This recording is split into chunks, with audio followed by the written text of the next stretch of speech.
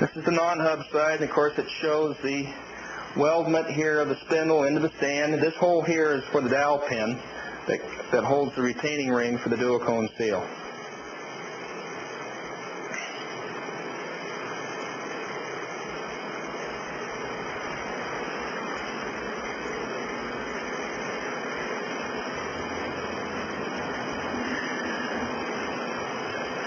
This particular opener design, we can go through tremendous amounts of residue, and one of our best tests have been out to Hooterites here or with Tim Melville at Enterprise, Oregon on center pivots, and you can also order that video and review the crop stands that he's produced with dual NPs underneath his Yielder 1320 drill.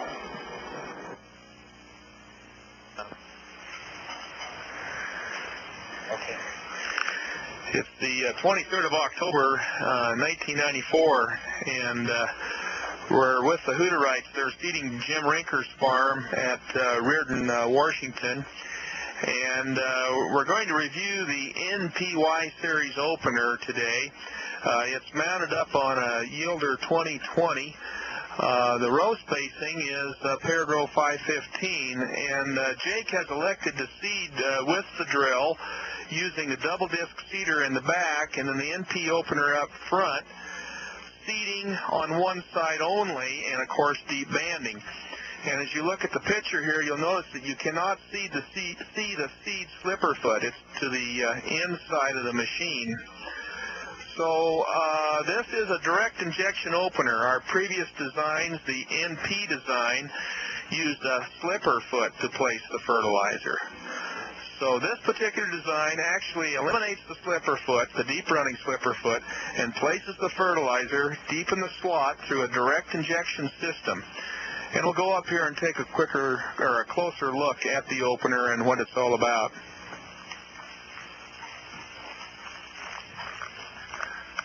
Well, the opener has a center stand that's inch and half-inch material, and it runs down to a 2 1/4-inch diameter spindle, and the hub is rated at 5,600 pounds. A lot of our previous designs had exposed nuts on the hubs, and we've hidden those now so that the rocks cannot damage it. The hubcap actually screws on. It has a duocone seal internally, which allows the pinion bearings to actually run in oil. The bearing that's inside of this hub is a common pinion bearing. So each time you do an inspection, you spin off the cap here. It has 2 O-rings that keep it sealed up, and you can take up your nut if you so elect. The blade is half-inch thick. It's single-edged. It's made out of a special manganese steel material that allows it to work harden as it goes to the ground or gets into rock.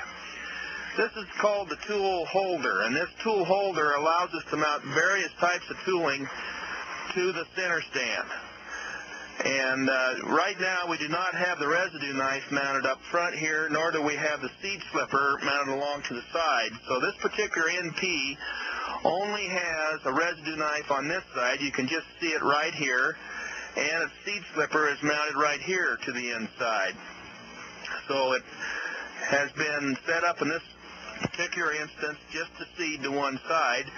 And the blade has been set into the ground. It's been angled at 3 degrees, and you can see this 1/4-inch shim here actually twists the stand about 3 degrees and allows the opener to bite into the ground a little bit better. This is the new direct injection system on the NP opener, and this particular type of injection system is called direct injection. We also have vacuum injection. Direct injection means it's going to shoot the liquid material right into the bottom of the slot here. You can see a little bit of aqualing right where my finger is here, and maybe I can make it dribble a little bit. And then here's the phosphate as it drops into the slot. And of course, you can see there's a little wear action right here. It's wearing a little bit to this one side. And we can actually set this particular tool to the left or the right by adjusting these set screws to make it run into that slot. When you run this at about 3 degrees, it creates about a 3/4 inch wide slot. So once again, this is the NPY opener. It's designed to place seed on both sides and move residue, and it deep bands the fertility right behind this deep running blade.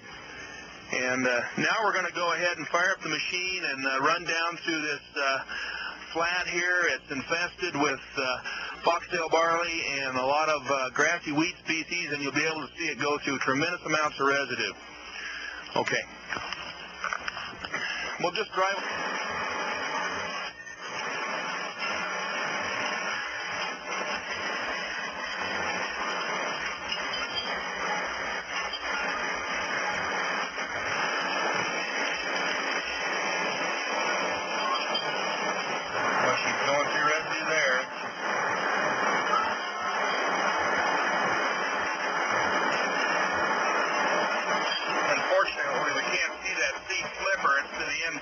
But we'll get out and dig and take a look at the soil here and see where the seed's going. We're actually in our grassy waterway, which hasn't been farmed for a couple years, and so that's why the ground's so rough and weedy. And they've sprayed it with a pretty high rate of Roundup to control the weeds. I think you can maybe see the phosphate dropping every now and then through the tubes there. They fall right into the slot, and of course the aqua goes in first. It's the first to go in the ground, and it's in a directed stream flow that's orificed at about 170,000. And hope we don't get stuck out here at the end of winter. Sorry about that.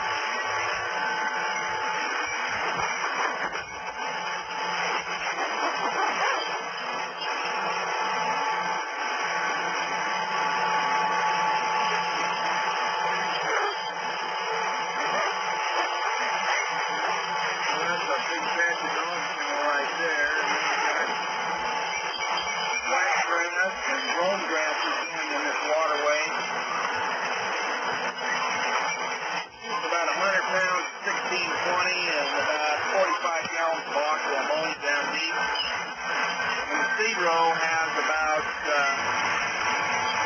25 pounds of feed in the seed row.